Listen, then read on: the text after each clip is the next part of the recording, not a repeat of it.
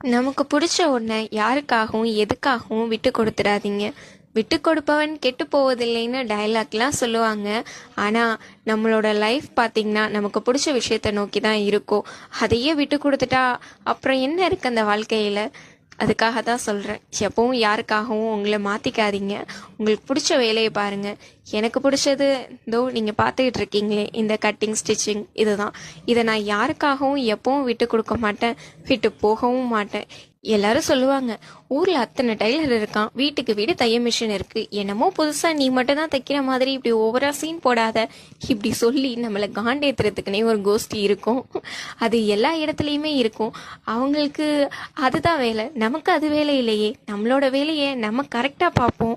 அப்பதான் அவங்கள இன்னும் காண்டேத்த முடியும். எந்த வேலையுமே ஈஸி கிடையாது. ஈஸியா கிடைச்சிட்டா அதுல என்ன வேல்யூ இருக்கு? யோசிச்சு பாருங்க நல்லா.